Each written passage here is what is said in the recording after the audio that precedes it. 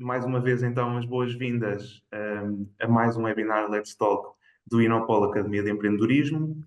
Esta é a primeira edição desta nova temporada 2024-2025, portanto é já a quarta temporada do webinar que nós temos vindo a trabalhar aqui no Inopol e acreditamos nós com algum sucesso, com muito envolvimento também da comunidade e portanto é uma iniciativa que nós mantemos com muito gosto e que continuamos a tentar, obviamente, fazê-la crescer, sempre trazendo aqui novos oradores, novos temas, também que possam ser interessantes para todos os que nos seguem. Fazendo também uma breve apresentação aqui do Inopol, para quem possa não nos conhecer tão bem. Portanto, o Inopol é uma unidade orgânica do Instituto Politécnico de Coimbra. A nossa missão passa por promover uma cultura de inovação e de empreendedorismo dentro da instituição e também trabalhar a valorização do conhecimento científico, tecnológico, que é gerado todos os dias aqui através dos centros de investigação, dos investigadores, dos nossos docentes, e apoiá-los também nesse processo de levar ao mercado os projetos mais interessantes que surjam então desse trabalho.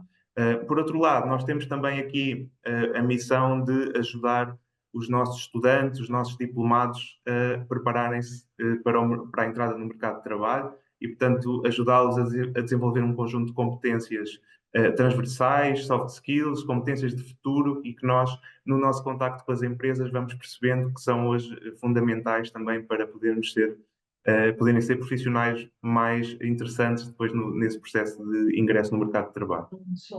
Uma das valências também que é mais interessante aqui no trabalho que nós fazemos no Inopol tem a ver com a incubadora de base académica que também somos, portanto nós acolhemos empresas e projetos, muitas vezes que ainda não estão nessa fase de empresa, portanto que chamamos projetos de vocação empresarial e apoiamos-los no seu processo de crescimento. Nós geralmente damos prioridade a spin-offs que tenham origem no IPC ou startups que tenham essa ligação ao meio académico. Isso pode acontecer pelo facto da sua equipa integrar estudantes, diplomados, docentes ou investigadores do Politécnico, ou pelo facto de ser um projeto que está a ser feito e desenvolvido em copromoção com a indústria ou com o meio empresarial. Independentemente disso e deste privilégio que nós damos a estes projetos, nós estamos abertos a qualquer pessoa, qualquer promotor, qualquer empreendedor que tenha um projeto que considere inovador e que precise então desse apoio, desse suporte para dar o passo seguinte. E nesse sentido, disponibilizamos, além do espaço físico onde se podem instalar, portanto aqui no nosso edifício, também um conjunto de serviços como alugueres de salas e a possibilidade de utilizar também auditórios, salas de formação e toda essa infraestrutura, mas, sobretudo, o apoio que nós damos em termos de negócio, portanto, através de consultoria especializada em áreas como o desenvolvimento do plano de negócios, ajudar a identificar o melhor modelo de negócio para o projeto, o apoio jurídico nos processos de constituição da empresa ou nas outras dimensões que se justifiquem, apoiar também o processo diagnóstico de propriedade intelectual e, sobretudo, sermos aqui um pivô também, um intermediário que permita aos projetos aceder a mentorias, a parceiros, a interagirem com centros de investigação, com laboratórios e, sobretudo, também oportunidades de financiamento que possam ajudar a alavancar esse crescimento. Como uma academia de empreendedorismo, também somos, desenvolvemos então também ações de formação e capacitação. Elas são direcionadas não apenas para os empreendedores que estão connosco no Inopol, incubados, mas para toda a comunidade do Politécnico e também, e o Let's Talk é um exemplo disso, para todo o ecossistema de inovação e empreendedorismo da região. Portanto, nós abrimos aqui as nossas iniciativas à comunidade como forma também de divulgarmos o nosso trabalho e de poder trazer mais pessoas, então, por aqui para o mundo do empreendedorismo. O Let's Talk, como eu disse, é uma iniciativa que nós temos vindo a desenvolver mensalmente já há 3 anos. E, portanto, o objetivo principal é sensibilizar a comunidade para estes temas que nós consideramos chave dentro do mundo do empreendedorismo e da inovação. No webinar de hoje, então, temos o prazer de ter connosco o Marcos Maris. O Marcos é cofundador e CEO da TimeUp, uma spin-off académica que foi fundada em 2023 em Coimbra e que está atualmente a inovar no setor da saúde. O objetivo da sessão de hoje é termos a oportunidade de conhecer um pouco da experiência do Marcos ao leme da TimeUp, como um dos elementos da equipa e um dos mais envolvidos aqui, ou que dá mais a cara nesse sentido, e para falar de alguns dos temas que poderão ser interessantes para quem nos ouve, como como aplicar resultados de ID e transformá-los numa solução prática e inovadora que possa chegar ao mercado, perceber que desafios é que podem surgir neste processo de desenvolver e de validar tecnologias especificamente na área da saúde, e depois também já no seu caminho que está a iniciar, eu diria ainda como startup, e perceber que decisões estratégicas, que obstáculos têm surgido, nomeadamente, por exemplo, na obtenção de financiamento, na celebração de parcerias e de que forma é que têm encarado esses desafios e procurado ultrapassá-los. E, por último, também que aprendizagens têm retirado deste processo e que possam ser também úteis para outras pessoas que queiram prosseguir esse caminho. E, portanto, feitas estas apresentações, eu passaria então aqui a palavra ao Marcos, a quem agradeço uma vez mais aqui a disponibilidade com que aceitou o nosso convite e, obviamente, é para nós um gosto contarmos também com a presença de outras pessoas da equipa, como a Paula, e então, sem perder mais tempo, já vos expliquei um bocadinho qual é a dinâmica que nós gostamos de ter aqui no webinar em termos de Q&A. Portanto, geralmente no final guardamos cerca de 15 minutos para poderem fazer comentários, interagir através de perguntas, mas se entenderem ao longo do webinar podem também colocar no chat e nós tentaremos responder no final. Portanto, obrigado mais uma vez, Marcos. Quando quiseres, podes avançar. Obrigado, João, e agradecer ao Inopol pelo convite. E já agora, se quiserem interromper com alguma pergunta, alguma questão, algum comentário durante a minha apresentação, estejam à vontade. Isso não há problema nenhum. A ideia é mesmo falar de acordo com aquilo que querem e se fizerem a pergunta eu tentarei responder da melhor forma, em vez de estar só aqui a expor aquilo que eu acho que é interessante. Pode não ser, pode não coincidir, não é, com as expectativas de todos os que estão a assistir.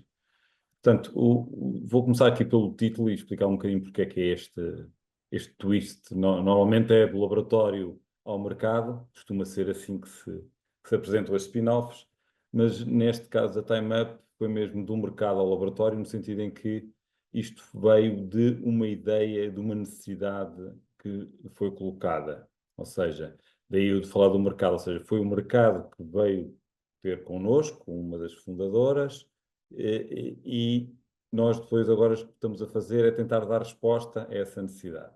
Isso é sempre bom quando se faz quando se inicia uma spin-off, uma startup, é partir logo do princípio que há uma necessidade do mercado, que é fundamental para o sucesso de qualquer spin-off. Mais do que o financiamento, mais do que equipa, e são coisas importantes, fundamental é haver uma necessidade de mercado. Sem isso, não há sucesso garantido. Pode-se criar um mercado mais tarde, mas é preciso haver mercado. Deixa-me ver agora se... cá está. Pronto, isto brevemente um resumo sobre quem fui eu, em vez de quem sou eu, não é? Quem fui eu e quem sou eu também. Sempre estive ligado às ciências da saúde, sempre fui um investigador ou um cientista ou um trabalhador de empresas na área da saúde e sempre sou aquilo que os americanos chamam um townie, ou seja, eu nasci em Coimbra, estudei em Coimbra e trabalhei em Coimbra e continuo em Coimbra. É curioso. E aqui a fotografia, eu decidi não pôr a típica fotografia da Universidade de Coimbra, por respeito ao IPC, mas também o botânico também pertence à Universidade de Coimbra, mas acho que assim é mais interessante.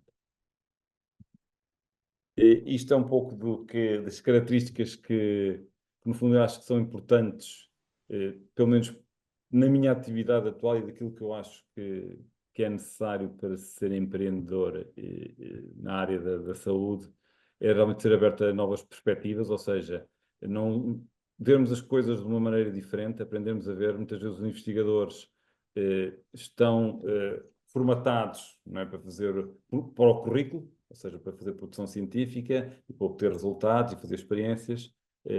O empreendedorismo obriga a ter uma perspectiva diferente. Ser criativo, isso é fundamental, ser muito criativo mesmo para resolver problemas. Também é preciso saber resolver problemas das melhores formas. É preciso também ser chato no sentido de insistir, voltar a insistir, seja com contactos com os financiadores, seja na obtenção de resultados, seja tentar ser resiliente, no fundo também um bocado a ver com isso, que é estar sempre, no fundo, Acho que ainda há coisa de uma hora atrás tive uma reunião com um investidor americano e realmente é preciso, ele diz, pois há muitos investigadores que acham que estando o produto resolvido, está tudo resolvido. Mas não, isto é uma luta desde o início até o produto estar realmente no mercado. Neste caso, estar não é, nos hospitais e nos doentes. E, portanto, não é fácil. Gosto deste desafio, acho que é o mais interessante de tudo, são os desafios. E, obviamente, não conseguir estar sossegado também é uma outra característica minha. E, portanto, estou sempre ativo e sempre em, em constante trabalho e dedicação aos projetos. Sou um otimista por natureza. Isto tem coisas boas, outras vezes tem coisas más, não é? Nos concursos eu acredito sempre que vamos conseguir ser financiados ou vamos ganhar alguma coisa. A taxa de sucesso não tem sido má. A taxa de sucesso tem sido 5-1. Isto significa, em 5 concursos, conseguimos um prémio ou um financiamento a cada 5, portanto não é mau. E quando digo 5, não são 5 concursos em que concorremos, não, são 5 concursos em que concorremos em que achamos que a nossa tecnologia faz sentido concorrer. E depois está aqui a Paula, que não me deixa mentir, foi ela que, que me criou esta expressão que eu realmente acho que bate um bocado certo, infelizmente, que é ser um doido funcional. Ou seja, doido funcional significa que realmente é preciso ser-se um bocado louco, mas é preciso também ter um bocado a noção do que se está a fazer e dos riscos que se correm e do que é preciso fazer para ser um empreendedor barra investigador. Portanto, eu digo que sou muitas vezes exatamente um investigador empreendedor porque na parte de ciência e de academia eu sou licenciado em Bioquímica, como eu disse, em Coimbra. Depois fiz o mestrado em Ciências da Visão e depois, mais tarde, bastante mais tarde, o doutoramento em Engenharia Química. Do lado da tecnologia, ou se quiserem do lado da indústria, ou se quiserem do lado do mercado, estive a trabalhar cerca de 14 anos na Blue Pharma, no Laboratório de Investigação e Desenvolvimento da Blue Pharma. Depois criei a minha primeira spin-off com a Paula também, que também é sócia da TimeUp.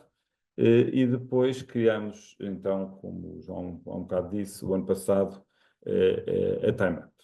Mas isto é separando ciência e indústria. O que na realidade se passa é isto, porque o meu doutoramento em Engenharia Química foi a desenvolver uma tecnologia que depois deu origem a uma empresa, a INAI.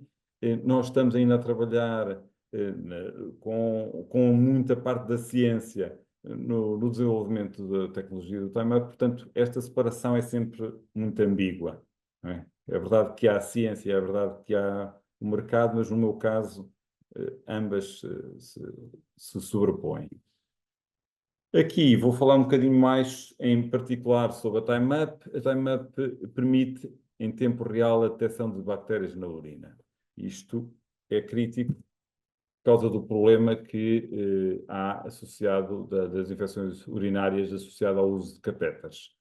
E isto foi um problema que foi colocado em 2017 por alunos da Escola Superior de Enfermagem. Foram uns alunos que se interrogaram de como é que podiam detectar alunos que já eram enfermeiros. Atenção, estamos aqui a falar de alunos que já trabalhavam e perceberam que havia aqui realmente um problema associado ao uso dos catetas.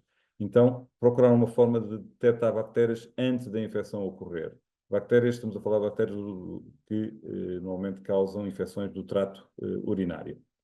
E contactaram a professora de microbiologia deles, que é a Susana Alarico, uma das sócias fundadoras da TimeUp, para desenvolver uma ideia para tentar introduzir aqui uma alternativa ao que existia, e foi isso que a Susana começou a preparar.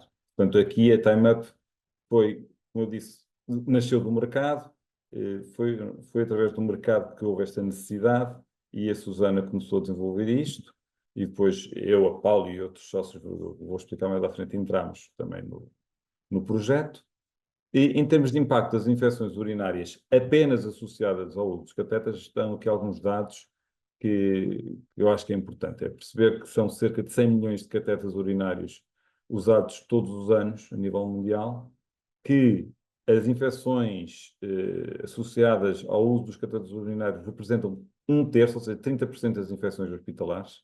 Portanto, isto é mesmo crítico, porque as infecções hospitalares normalmente não são fáceis de tratar por causa das resistências que as próprias bactérias de tipo quase que hospitalar, não é? Levam a situações graves. Nos Estados Unidos são cerca de 13 mil mortes anuais associadas a estas infecções e com um custo só para os Estados Unidos de 1,8 mil milhões em português, ou 1,8 bilhões de euros. O procedimento atual, ou seja, sem time-up, o que é que acontece? Espera-se que o doente tenha sintomas ou sinais, faz uma recolha da urina, uma amostragem da urina, é enviada para análise para o laboratório clínico, são obtidos os resultados e depois daí faz o tratamento. Isto demora 1 a 3 dias, dependendo dos meios de cultura, dependendo de todo o processo, e obviamente que isto tem efeitos dramáticos, não só em termos para o doente, em termos de mortalidade e morbilidade, como de hospitalização, ou seja, no fundo, este prolongar de tempo por si só já é um prolongamento muitas vezes desnecessário, ou pode levar à continuação da hospitalização por digamos, por uma situação menor, prolonga-se a hospitalização. O tratamento, obviamente, aumenta em média, isto são valores médios a nível europeu, em média 4 mil euros, e obviamente isto também acarreta peso e trabalho para os profissionais de saúde, sejam médicos, sejam enfermeiros, que têm que fazer o acompanhamento durante mais tempo. A nossa solução, então, passou por fazer o quê? Desenvolver um dispositivo de diagnóstico que detectasse bactérias diretamente, não é? À medida que a urina passava no catéter urinário para o saco coletor de urina. A nossa ideia foi precisamente isso, desenvolver um pequeno dispositivo médico. E o que é que isto permite? Permite ter uma monitorização constante e contínua, até um mês. Não queremos que seja até um mês, porque isso significa que o catéter está colocado durante um mês no doente, e isso, em termos de clínica, de prática clínica, não é nada correto.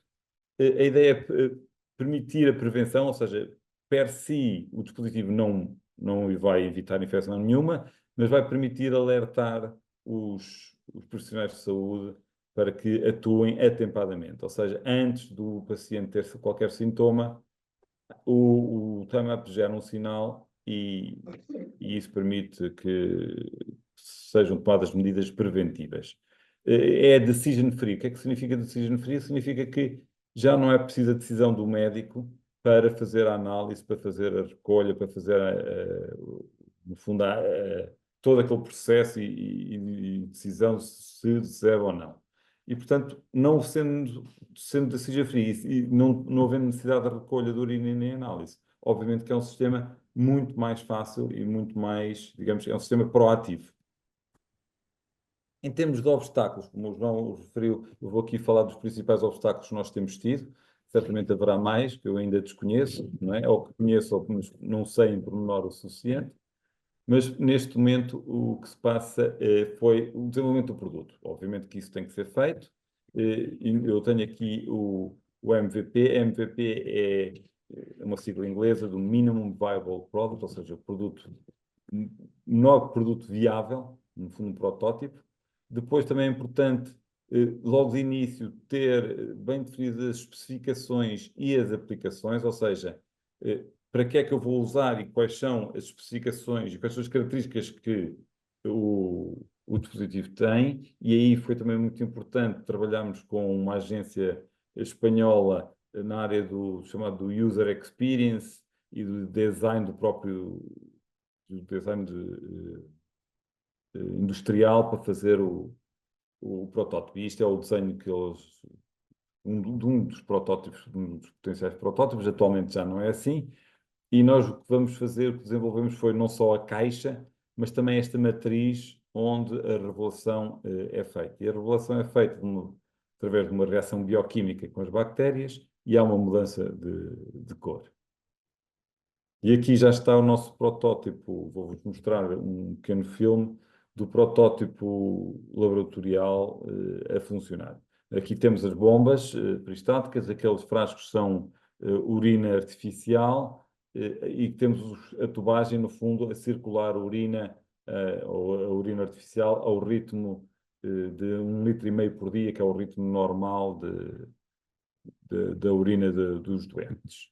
Portanto, a urina passa nesta tubagem e depois passa nos protótipos, que estão dentro destas caixas, e com o tempo vai haver uma mudança de cor para azul, neste caso, porque estamos a trabalhar para a identificação da Escherichia coli. A Escherichia coli é a bactéria causadora de mais de 80% das infecções urinárias e, portanto, começámos, obviamente, por trabalhar nesse sentido.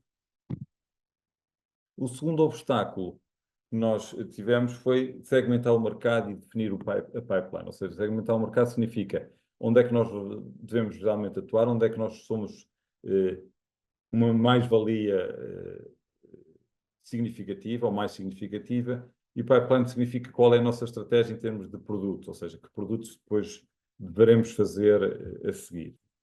E vou dar aqui o TAM, não sei se já ouviram falar, o TAM é mais uma sigla em inglês, é no fundo o mercado total available, ou seja, disponível, total available market.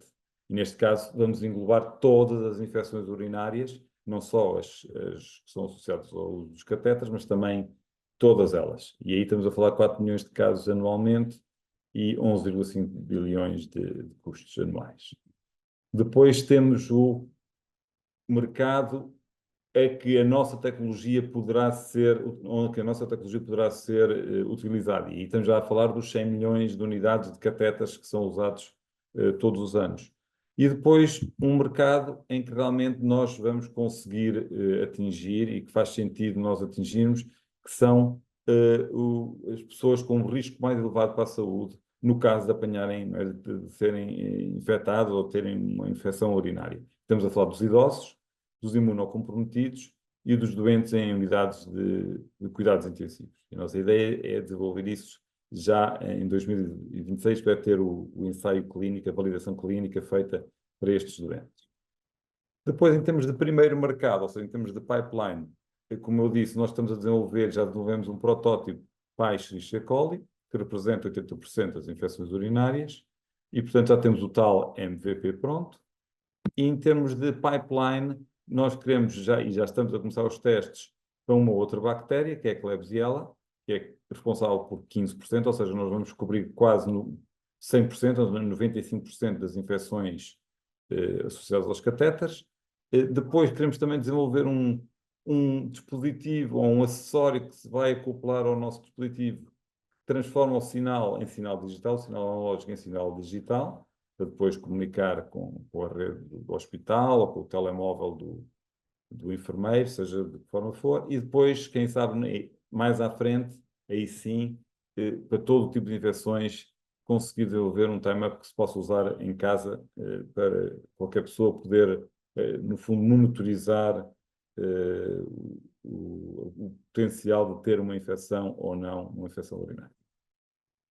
Depois, outra questão também, e acho que isto é muito importante quando se está a desenvolver uma nova tecnologia, é perceber o que é a proposta de valor e perceber quais são os diferentes stakeholders. Stakeholders, no fundo, são os diferentes intervenientes na cadeia de valor de uma tecnologia e perceber que o cliente de um produto ou de um serviço de saúde não é o mesmo cliente de quem vai comprar uma televisão. Não é? A pessoa vai comprar uma televisão, eu sou o cliente, eu compro, pago e levo a televisão. Na área da saúde é mais esta questão. É assim, são 4 amigos que vão jantar fora, um escolhe o dia em que vão jantar fora, o outro escolhe o restaurante, o outro escolhe no fundo o menu, o que é que vão comer, e o outro paga. Só para perceberem, é mais ou menos assim que funciona a nível hospitalar e com quase todos os sistemas de saúde. Quem paga, normalmente até nem é o doente. Quem escolhe, também muitas vezes não é o doente, não é? E portanto, esta questão do cliente tem muito que se lhe diga na área da saúde. E, portanto, é preciso agradar a todos. Ou pelo menos é preciso perceber onde é que nós podemos agradar a todos e de que forma é que devemos apresentar a nossa tecnologia, o nosso negócio para cada um dos stakeholders. E neste caso, do Time Up, perceber que o valor, não é? O valor é diferente para cada um, obviamente. E estamos a falar que vamos desde o doente até ao governo, até ao Estado. Não é? Portanto, o doente, o familiar que acompanha o doente, o enfermeiro, o médico, o diretor clínico, o gestor hospitalar, a seguradora, no caso de hospitais privados, e no caso de pessoas que tenham seguros. Portanto, para cada um destes stakeholders, o valor do Time Up é diferente. O que é que o doente quer? O doente quer melhor qualidade, quer segurança, quer esperança, no sentido de que, ok, eu tenho aqui o Time Up, significa que estou mais protegido em relação às infecções urinárias, e quer um aumento de produtividade no sentido de que quer estar o mínimo tempo possível no hospital, quer ser tratado o mais depressa possível e, no fundo, quer não perder o trabalho e continuar a trabalhar. Da mesma maneira, o familiar também está interessado em ter menos trabalho, tal como o enfermeiro, está também preocupado na qualidade de vida.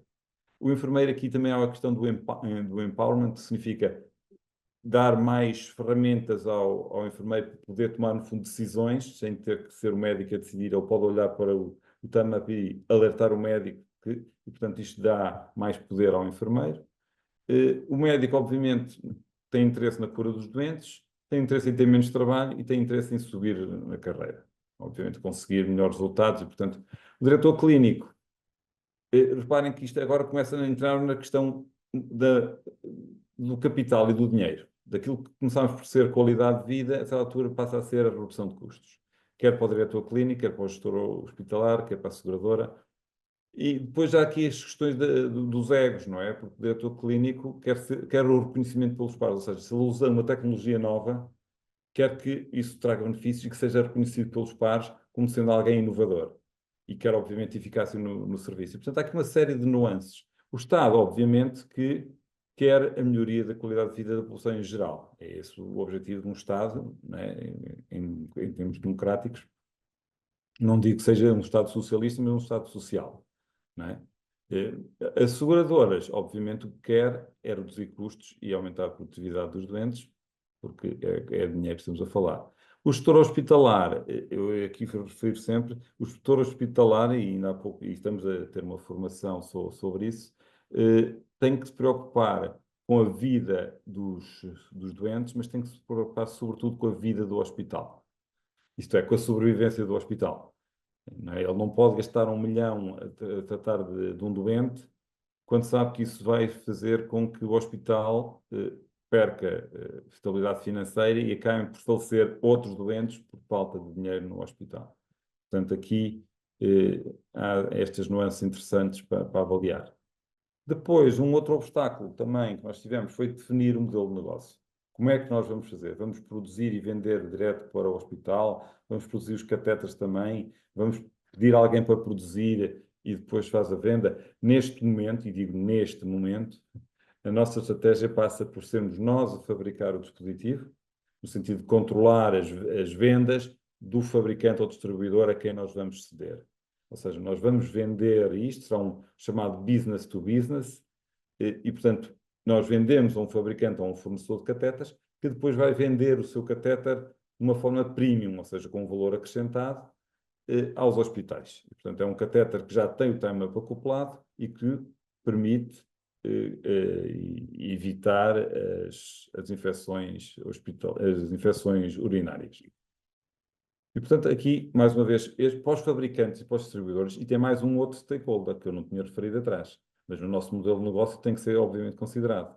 Ou seja, de que maneira é que eu apresento o Time-Up aos fabricantes de catéteres. Obviamente, tem que dizer que com o Time-Up vão poder se diferenciar em relação à concorrência. Vão poder pôr no mercado um produto que os outros não têm. E isso permite-lhes um aumento da cota de mercado e, obviamente, um aumento dos lucros nas vendas.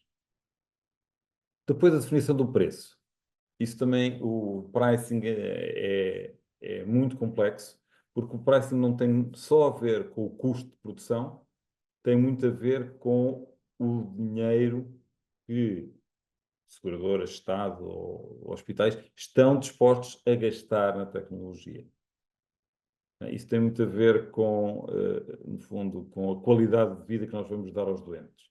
E aqui, muitas vezes, o que acontece, pelo menos em Portugal e em outros países, também com a certeza que é assim, os hospitais não estão, percebem que com um time-up podem poupar 4.000 euros porque evitam uma infecção, percebem essa poupança, mas estão sempre mais propensos a gastar no depois do que na prevenção.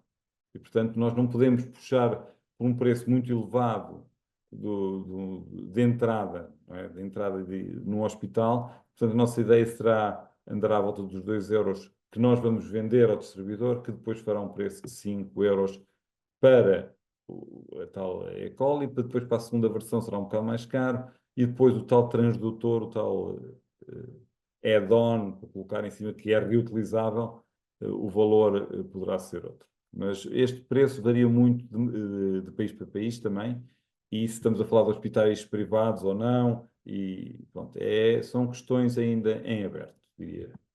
Obviamente, para a avaliação do preço, eu também tenho que olhar para os competidores para saber o que é que há. E os nossos competidores aqui não são os fabricantes de catéteres, mas sim os outros métodos de análise. Todos eles obrigam a uma colheita, obviamente, enquanto que time-up não, e obrigam a que o doente comece a manifestar algum sinal, algum sintoma. E depois os preços variam muito, pode ir até 100 euros num PCR, como pode ir a 1 euro se uma tira de teste. Claro que a tira de teste depois, apesar de ser rápida, não indica grande coisa em termos de qual é a bactéria e não ajuda a grandes tratamentos. Obviamente, isto é um obstáculo que se vai manter até ao final, até chegarmos ao mercado, que é o financiamento. Nós, obviamente, podemos ir para instituições sem fins lucrativos e aquilo que se chama obter financiamento não dilutivo. Não dilutivo significa que nós não cedemos parte da empresa a ninguém, continua a empresa a ser só nossa, entra dinheiro, este é o dinheiro que muitas vezes é mais interessante, se bem que, obviamente, que a entrada de um investidor significa que o investidor vai ficar com uma parte da empresa, também tem um grande benefício, porque os investidores eh, têm uma carteira e uma carteira de contactos muito interessante para alavancarem o projeto. Enquanto que eu consigo financiamento da FCT, a FCT não vai querer saber como é que é os próximos passos, não vai contactar investidores, não. Não é, quando a TimeUp, e a TimeUp já foi investida o ano passado pela Portugal Ventures, o que acontece é que a Portugal Ventures está em contacto connosco e está em contacto com outros investidores à procura do próxima ronda de investimento. Portanto, muitas vezes os investidores, estou a pensar, vou perder aqui um bocado uma fatia da empresa, mas acaba por se ganhar, é aquela velha máxima, mais vale 1% de 100 milhões do que 100% de 0 milhões. Não é? Portanto, é esse o princípio básico dos investidores. E quando falo em investidores, temos vários graus de investidor. Não é? Começamos com o Business Angels, são pequenos investidores privados que ou gostam de nós, ou gostam da tecnologia, ou conseguiram vender uma empresa da área e querem continuar a ser investidores no fundo, a apoiar o ecossistema nessa área. Ventures Capital, como a Portugal Ventures, são empresas que têm dinheiro de fundos e que investem, ou seja, não é dinheiro deles, são dinheiros que eles investem e que, passados uns anos, vão querer de volta multiplicado por 5, por 10, por 20, pelo que for possível, quanto mais melhor. E depois, empresas da área, são empresas que, por exemplo, vamos imaginar, pode bem calhar nós conseguimos uma parceria com um fabricante de catéteres e esse fabricante fazer, no fundo, um financiamento, um co-desenvolvimento connosco e entrar com capital para nós desenvolvermos a tecnologia. Mais uma vez, aqui temos o tal valor. A proposta de valor também para estes stakeholders é diferente. Para os não dilutivos, é criar novas tecnologias, é criar novas áreas de conhecimento, é ter impacto social e é também, no fundo, formas do governo, né, no caso do PT 2030, dar apoio às empresas.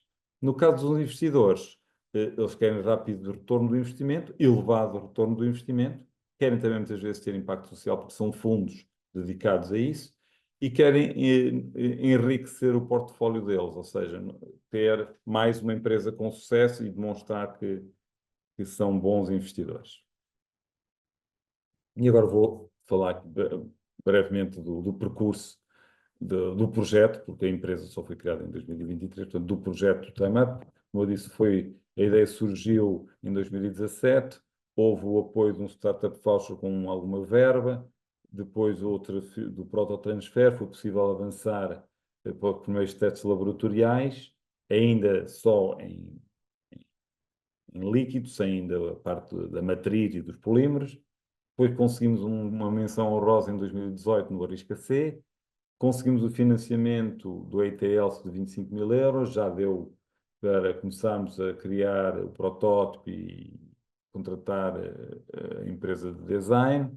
Depois tivemos o financiamento também importante da Caixa Impulso e da Fundação La Caixa, que nos permitiu criar, no fundo, a prova de conceito, o protótipo laboratorial. O ano passado tivemos o primeiro financiamento de investidores, que foi da Portugal Ventures, 100 mil euros. Este ano já pedimos a patente da tecnologias, estamos à espera, fizemos um pedido internacional, é um pedido pronto, provisório. Queremos depois agora fazer, e vamos começar amanhã, curiosamente, a fazer uma validação final do protótipo para ver se funciona. O teste vai ser muito simples, é colocar, vocês viram aquele sistema de tubos, vamos colocar lá a nossa matriz que identifica as bactérias durante 15 dias na urina sem bactérias, e passados esses 15 dias vamos pôr as bactérias e ver se o sistema aguentou a passagem da urina durante esse tempo todo. E, no fundo, para provar que o sistema funciona durante 15 dias. Eu devo dizer que um mês é uma loucura, 15 dias também ainda é muito, mas nós estamos a salvaguardar situações extremas, porque, em abono da verdade, as boas práticas clínicas obrigam a que todos os dias o médico ou o enfermeiro veja se justifica ou não a utilização do catéter e, se não se justificar, deve ser retirado. O que acontece, esse é o que deve ser feito. O que acontece na realidade não é isso. Muitas enfermarias às vezes têm 20 doentes acamados e o enfermeiro não pode estar a colocar arrastadeiras ou levar os doentes à casa de banho, os 20 doentes, e portanto eles permanecem com o catéter. Outro erro também típico, e já tivemos conversa com os médicos, é logo a primeira reação, é ao primeiro sintoma, nem esperam pelas análises e dão um antibiótico de largo espectro. Este foi o problema nas últimas décadas, está agora a ser combatido. Porquê? Porque esta utilização dos antibióticos de largo espectro leva à formação de bactérias multiresistentes. E é um dos grandes problemas da Organização Mundial de Saúde, é precisamente o crescimento dos tipos multiresistentes e de cada vez temos menos defesas, menos linhas de defesa, ou seja, menos antibióticos eficazes para combater as infecções hospitalares, sobretudo as hospitalares. E pronto, dito isto, depois para o ano queremos fazer a produção dos lotes em boas práticas de fabrico, ou seja, o molde já fabricado. Queremos começar os ensaios clínicos, a investigação clínica. Depois teremos todo o percurso de regulamentar com a marcação CE e depois tentar já entrar em Portugal, em um ou dois hospitais, já estamos em conversações também com o Hospital da Luz, para ver se há hipótese de fazer os ensaios clínicos lá, a investigação clínica, e depois, obviamente, partir para o mercado internacional. Isto é a nossa perspectiva. Obviamente que, entretanto, vamos estando em contacto com fabricantes ou distribuidores de catetas, para quê? Para nós tentarmos licenciar por completo ou vender a empresa por completo a isto, porque nós no fundo, somos investigadores e empreendedores, queremos levar isto até ao mercado, mas o nosso mercado são os distribuidores de catetas ou os fabricantes de catetas, não é os hospitais, não são os doentes. Nós queremos vender isto a uma empresa que queira depois sim ela própria tem os mecanismos de distribuição e de comercialização e de marketing que tratará da parte, digamos, da parte final da entrada do mercado. Quando digo mercado, os chamados end users, os hospitais, os médicos, os enfermeiros e, obviamente, os doentes. Esta é a equipa, começou pela Susana, depois entrou também o Igor, também de microbiólogo, e depois foi preciso, chamaram-nos, não é? No fundo, a mim e a Paula, por sabermos, porque já temos alguma experiência de empreendedorismo, e também conhecimento na área dos polímeros e da imobilização de compostos, e a Marta também está aqui, entrou, foi a última a entrar da equipa, é aluna de doutoramento, precisamente a desenvolver esta tecnologia, está para terminar em breve, esperemos que no início do próximo ano, e, e temos também como consultores o diretor do Serviço de Urologia dos Hospitais da Universidade de Coimbra. Na parte do user experience e do design, também temos a Carmo Queijo da empresa Nacar e, obviamente, estando incubados virtualmente no IPN, temos sempre o apoio do diretor, do Paulo Santos, do diretor de Incubação e Aceleração. Em termos de investidor, a Fundação La Caixa tem uma cota mínima de mercado não, da empresa, mas no fundo é uma devolução do dinheiro. Ou seja, assim que nós conseguimos começar a vender, vamos imaginar, se que vendemos a empresa, temos que devolver os 75 mil euros à Fundação La Caixa. A Pessoal Ventures já quer um bocadinho mais, mas também a diferença não é muita, e agora estamos à procura de uma nova ronda de investimento para fazer a investigação clínica. Pronto, e é isto, a minha vida à volta do projeto Time Up. A minha e não só. Muito bem, Estou aberto a obrigado, questões. Marcos, pela Nada. apresentação. Como prometido, agora temos aqui algum espaço para ouvirmos comentários, colocarem questões que queiram ouvir a perspectiva do Marcos sobre o trajeto da Time Up, sobre a própria ligação do Sim, eu mundo da espero não ter investigação sido ao mundo dos negócios, totalmente não é? claro, não é? Espero não ter sido muito claro, porque senão depois não há perguntas. Portanto, quem quiser avançar com perguntas, Flávio. Muito bem, Flávio, Flávio, força. força. Obrigado. Boa tarde a todos. Só levantei a mão para dizer olá. Olá, Flávio. Pronto, Colegas de curso. colegas de curso. Exato. Não, eu levantei a mão para dizer olá a todos, para cumprimentar a Marcos e a Paula e dar-vos parabéns uma vez mais por este percurso. Nós já falámos um bocadinho, vocês tiveram a simpatia de ser quase nossos padrinhos. E, já conversamos sobre uma data de coisas e agradecemos muito por isso, de maneira que, além de cumprimentar e felicitar, é basicamente uma pergunta só para desbloquear. Eh, e a pergunta seria: depois deste percurso todo, que não é só na Time Up, né? Já Sim, sabemos, onde é que se pode poupar tempo durante este processo? Quer dizer, são anos, são muitas. sim. Existe aqui alguma etapa onde é possível poupar tempo? E outra questão é: onde é que não se Sim. deve poupar tempo e onde é que se deve investir muito tempo ou começar muito antes? E pronto, basicamente eram Uhum. estes os comentários. Perguntas fáceis, Pois. basicamente. Sim, Que é, sim, que muito é para fáceis. amigos e colegas de curso, não é? Certo. Então, é assim, eu agradeço a pergunta. Porque tempo é dinheiro. Ou seja, dinheiro é tempo. O que é que significa isto? Se nós tivéssemos dinheiro, eh, poderíamos fazer as coisas em menos tempo, pelo simples facto de podíamos contratar pessoas para nos ajudar. Ok? Criar uma equipa, massa crítica e tudo mais. E com consultores, tudo isso facilita e reduz tempos. O dinheiro também permite, por exemplo, fazer uma investigação clínica, que é cara. Mesmo não sendo aqueles milhões de novas moléculas, é caro. E, portanto, é preciso dinheiro para isso. Portanto, o dinheiro poupa tempo. Ter dinheiro poupa tempo. Depois, onde é que não se deve poupar tempo? Eu diria que tem que se, tem que se estar sempre atento. Ou seja, basicamente, se uma pessoa acha que o projeto não vai falhar, é porque não está a pensar em tudo. Projetos destes têm tudo por onde falhar. tem tudo. Portanto, aqui não há muito de poupar. E, por exemplo, isto acontece, já me aconteceu ao longo destes anos todos, estou a fazer uma formação de marketing. E dizem-me, epá, marketing tem que ser desde o início. Estou a fazer uma formação de assuntos regulamentares. Epá, isso desde o início que tem que estar escrito que não sei quantos. Né? Formação de garantia da qualidade, desde o início, porque senão vão chegarem ao fim, está tudo mal e não sei o quê. Tá? Pricing, market access, tudo é desde o início. É terrível, porque eu chego ao fim de 3 ou 4 anos e ouço isso e digo, se calhar já é tarde. Mas pronto, isto não. Até o marketing é importante. Eu acho que o marketing é um exagero, mas já me disseram isto. O marketing é importante para prepararmos. Tem alguma razão de ser, pá, mas às vezes há umas coisas que fazem mais sentido que outras.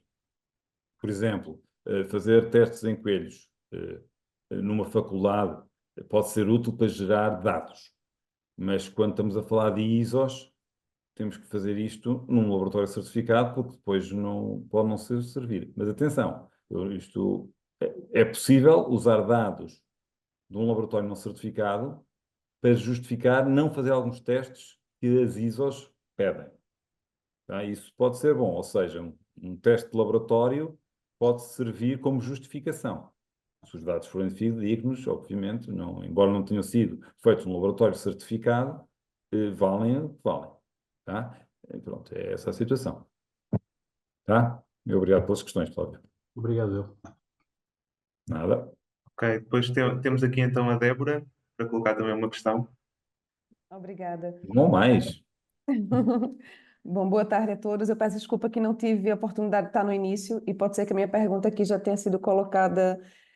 Eu trabalho numa incubadora na Inuacê e criamos recentemente o nosso Núcleo de Valorização e Transferência de Conhecimento, o nosso TTO aqui na Universidade dos Açores.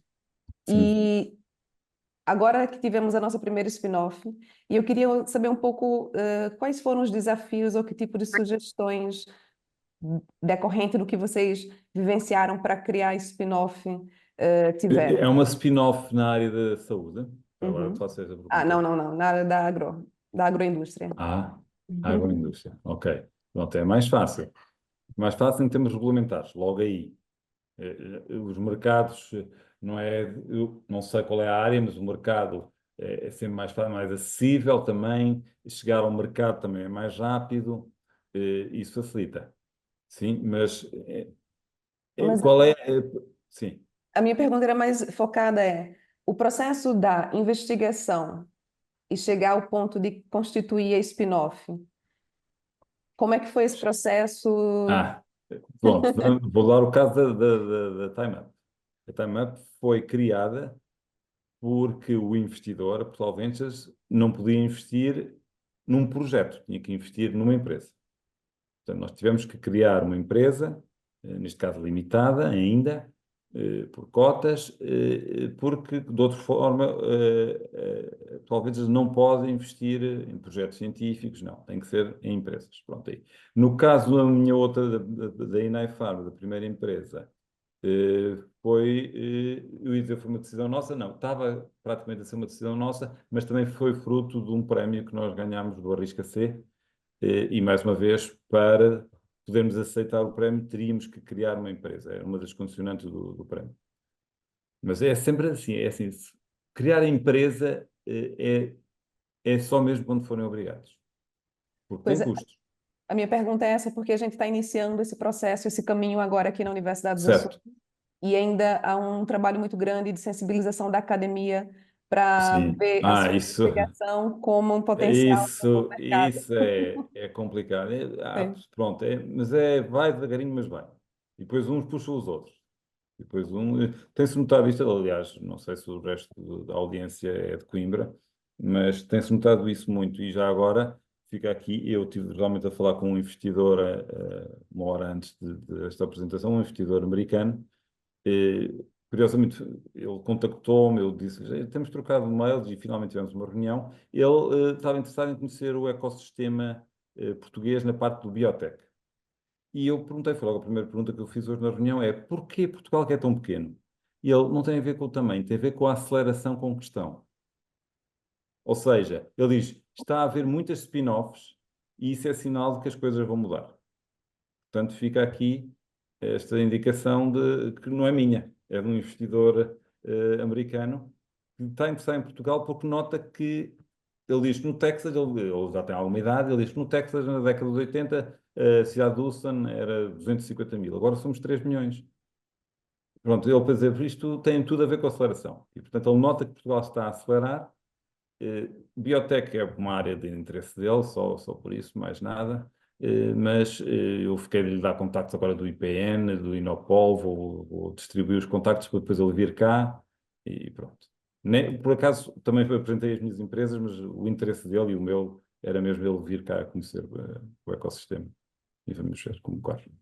Boa sorte aí. Mas criar empresas é só mesmo em caso de necessidade. Ou seja, se houver um investidor interessado e que só investe em empresas. Ok, a seguir temos aqui o Hugo também. Boa tarde, Hugo. Força. Boa tarde a todos.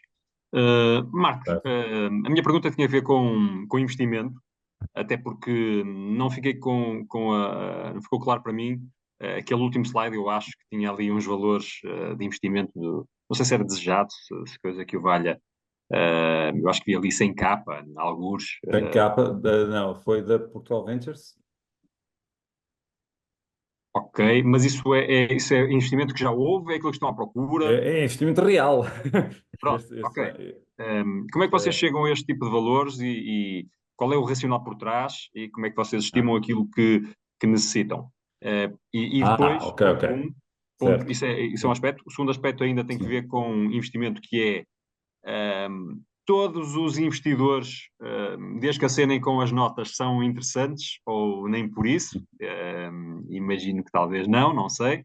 E, É, e a terceira coisa que não tinha pensado nela, mas a propósito deste último comentário, este último comentário que fez sobre o sim. investidor americano, achei interessante e, portanto, já agora aproveitava para explorar um pouco mais, que é o que é que as startups portuguesas nestas áreas da saúde, biotech, o que Sim. seja, têm que fazer para se tornar realmente atrativas para os dólares americanos que queiram entrar por aí.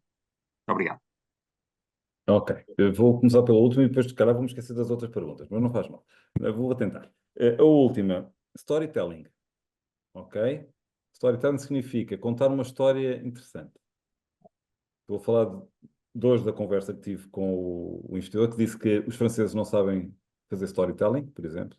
Diz que falam muito, escrevem muito nos slides, mas, ou seja, é preciso ter uma história, é preciso ter um rumo, e depois, estamos a falar de spin-off startups, sair da mente de investigador e ser realmente empreendedor, fazer o trajeto todo, ou seja, pensar o trajeto todo não é eu tenho um produto, está feito, agora o resto é fácil. Não, é pensar o produto, pensar o negócio. Isto tem várias. Já agora os passos são: eu tenho uma tecnologia que transforma em produto, tenho um produto que transforma em negócio e tenho um negócio que transforma em investimento.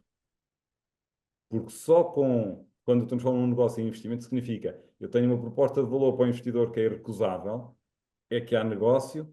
E com o negócio é que há produto e depois posso finalmente desenvolver a tecnologia. Ou seja, eu posso desenvolver tecnologia espetacular e um produto também, não é? Ter um MVP, mas se o negócio não está bem pensado e se não está pensado de forma a ser um investimento, não vai para a frente.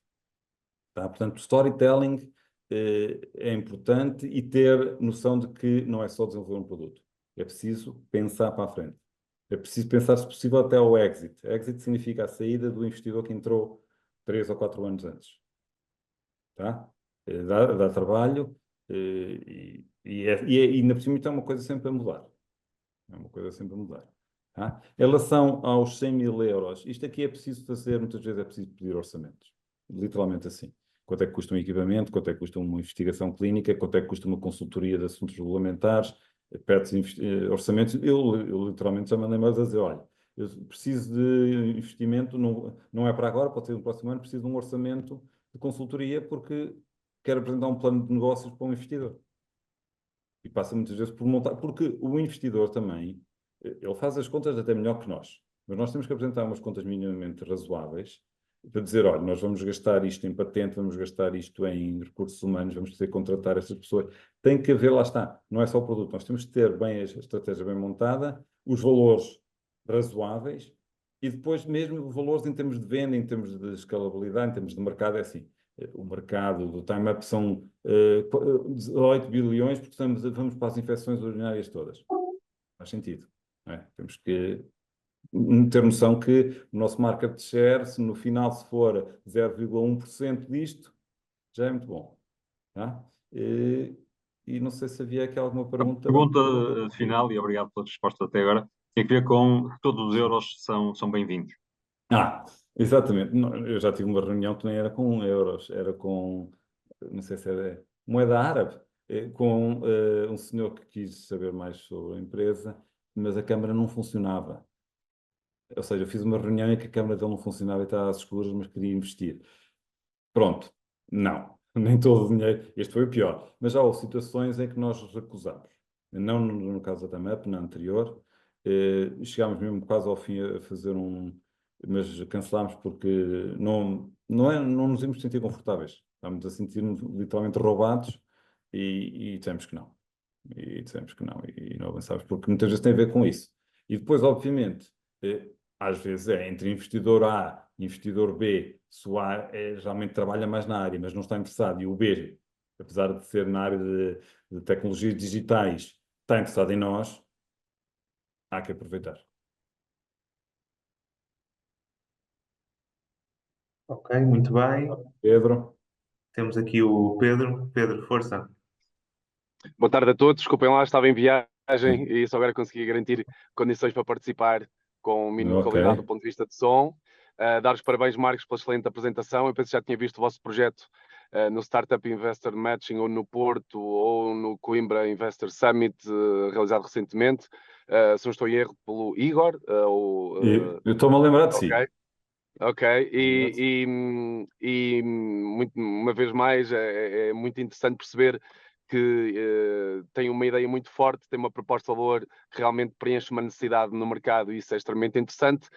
Acaba também por representar esta ponte entre academia e mercado, portanto, esta necessidade de nós também na academia promovemos cada vez mais transferência de conhecimento e gerarmos inovação, valor acrescentado. Portanto, muitos parabéns pela vossa iniciativa e pelo vosso interessante projeto. A minha questão tem a ver um pouco com a estratégia de pricing, já aflorou um pouco este tópico na resposta ao colega anterior, mas se pudesse detalhar um pouco mais que tipo de variáveis é que teve em conta. Imagino que em termos de custo de aquisição de cliente seja relativamente simples, porque consegue fazer aqui o target das principais empresas de distribuição, mas acredito que também do ponto de vista de marketing, branding, etc., possam ter considerado, mas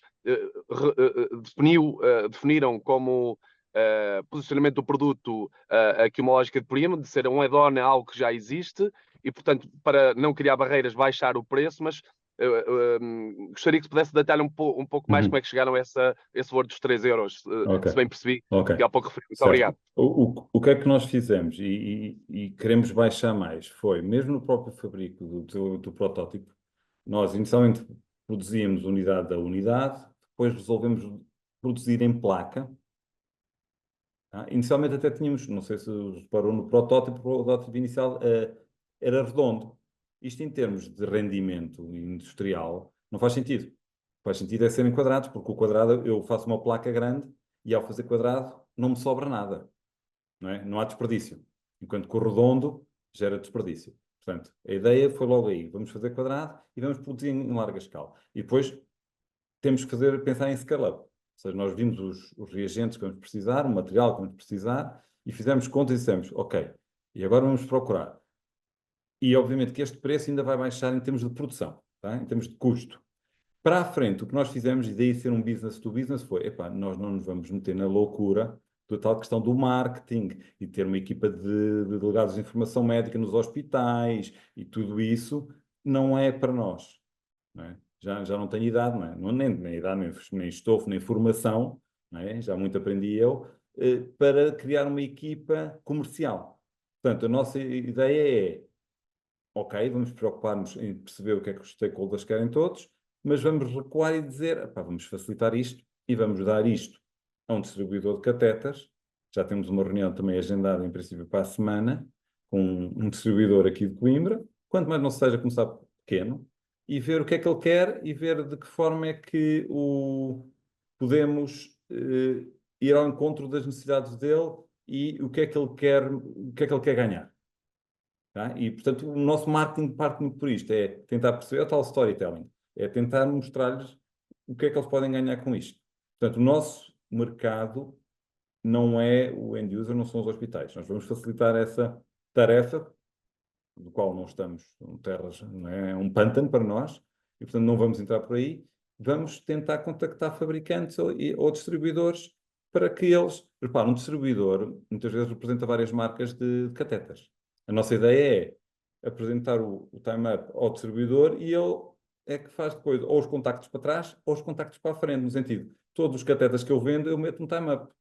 Não sei que acordos é que ele tem com os fornecedores de catetas, mas isso aí, pronto, nós tentamos jogar aí. Ou seja, o nosso marketing é tentar perceber como é que funcionam em termos de preço. Depois, obviamente, em termos de retorno para os hospitais, nós podíamos apostar em valores muito mais altos. Mas é como eu digo, os hospitais não querem pôr dinheiro à cabeça. Preferem, infelizmente, correr o risco de tratar dos doentes que apanham infecções. Pelo menos é a experiência que temos tido. Já falámos com gestores hospitalares que nos dizem isto mesmo. Epá, 5 euros é caro. Eu, mas a recuperação, pois, mas não é fácil. Ou seja, não é fácil justificar. As contas fazem-se, mas o problema é o gasto inicial. Temos notado isso de parte dos gestores hospitalares. Não estamos a falar de investidores, não, são dos próprios interessados. Obrigado. Ok, por fim temos aqui também a Sofia para colocar uma questão. Olá a todos, boa tarde. É muito rápida. Marcos, uma vez mais, parabéns pelo projeto. Cumprimentar a Paula também, cumprimentar-vos todos. Isto é uma dúvida muito prática. Não sei se vos tem acontecido, mas lembrei-me desta pergunta a propósito das perguntas anteriores. Nós temos sido confrontados com e-mails de potenciais investidores, isto ainda a propósito de se todos os dólares são válidos.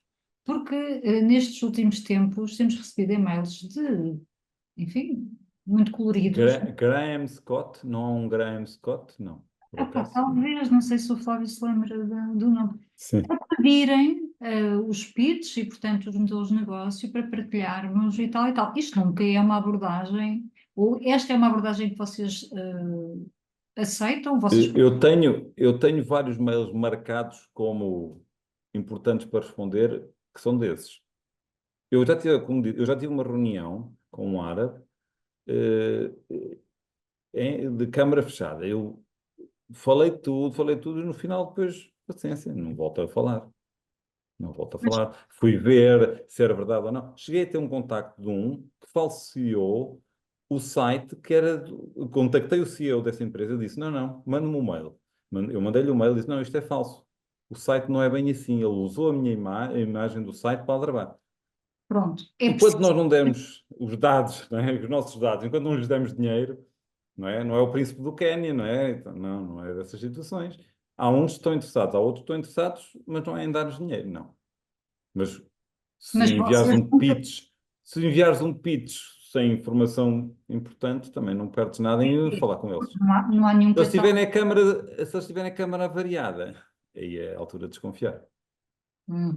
Ok. Mas de resto, não há mal nenhum em arriscar e em ver se há interesse, se não há interesse, se é fidedigno, e depois é explorar um bocado mais, não é? Explorar mesmo o site, saber se não tem embaixada, saber consulados, tentar perceber se isto existe, se não existe, se é fidedigno, se não é.